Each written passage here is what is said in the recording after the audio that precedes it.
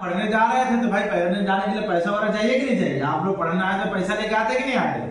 खर्चा है और भी बहुत सारी चीजें, खाने पीने का सामान है और भी बहुत सी जरूरियात है। तो गौसे पाक की माँ ने भी गौसे पाक रज़ी अल्लाह तआला अन्हु को 40 दिनार सील दिया और बच्चे थे तो यहाँ पर सिल दिया बगल में। और जाते जाते उनकी माँ ने क्या कहा? बेटा कभी झूठ नहीं बोलना। क्या कहा? कभी झूठ नहीं बोलना। उनकी माँ ने ये वसीयत की। जैसे आप लोग मदरसा आते हैं तो आपकी अम्मी कहती बेटा रास्ते में संभाल के जाना, मदरसे में मेहनत से पढ़ना, साफ सफाई का ख्याल रखना, लड़ाई झगड़ा नहीं करना। बोलती कि नहीं बोलती? गौसे पाक की माँ ने ये सब नहीं कहा। क्या कहा? कि बेटा जाओ और जिंदगी में कभी झूठ नहीं बोलना, हमेशा सच ही बोलना। ये नसीहत दी और इसके बाद आप रुखसत हुए। चूंकि उस जमाने में लोग काफिला में सफर करते थे, घोड़ा से और हाथी से, और क्या है ऊंट से सफर करते थे, गधा से सफर करते थे, खच्चर से। तो वो काफिला जिलान से निकला किसकी तरफ? बगदाद की तरफ। रास्ते में क्या हुआ कि डाकुओं ने उस काफिला पर हमला कर दिया और जितने काफिला में लोग थे सबका सामान लूट लिया। और से पाक रज़ी अल्लाह तआला अन्हु इस काफिले में थे। आपके पास एक डाकू आया और उसने कहा ऐ बच्चे तुम्हारे पास भी कुछ है? तो चूंकि माँ ने क्या कहा था? झूठ नहीं बोलना। तो उस पाक ने कहा हाँ मेरे पास है। तो ले क्या है तेरे पास? कहा मेरे पास 40 दिनार है। वो सोचे, वो जो डाकू था वो सोचा कि झूठ बोल रहा है। जो इंसान डाकू के जद में आ जाए तो अपना माल छुपाता है कि नहीं छुपाता है? बचाता है। झूठ बोलते मेरे पास कुछ नहीं, मुझे छोड़ दो। तो डाकू क्या समझा कि बच्चा झूठ बोल रहा है और चला गया। फिर एक दूसरा डाकू आया, उसने कहा तेरे पास कुछ है? तो गौसे पाक ने कहा हाँ मेरे पास 40 दिनार है। ये दोनों जाके अपने सरदार से कहते हैं, डाकू सरदार जो डाकू का था, कि एक बच्चा है इस काफिले में, उससे पूछते कि तेरे पास कुछ है? तो वो कहता हाँ है, 40 दिनार है।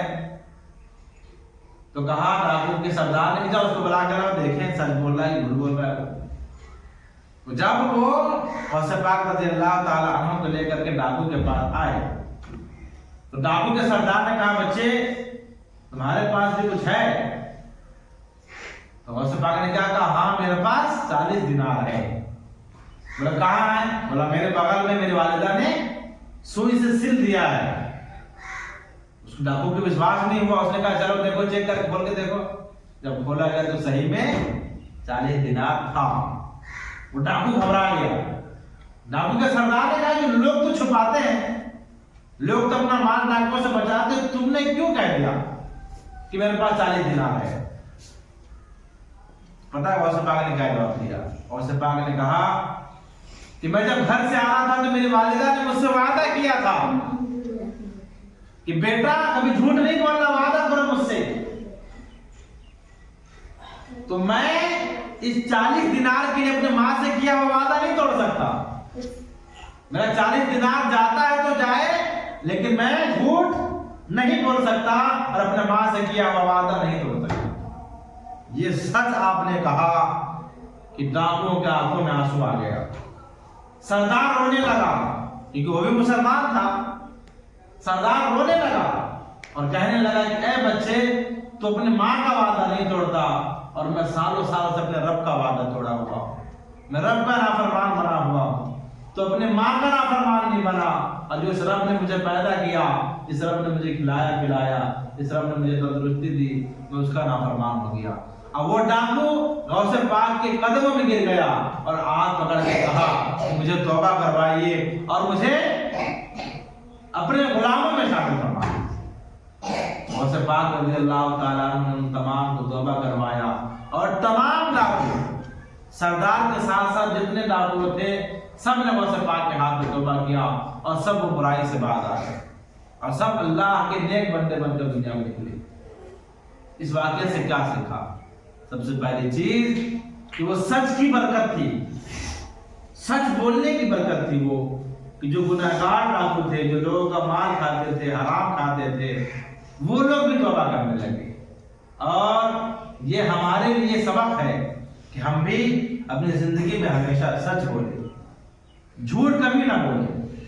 سچا انسان مومن ہوتا ہے۔ رسول پاک صلی اللہ علیہ وسلم نے فرمایا کہ مومن کبھی جھوٹ نہیں بولتا۔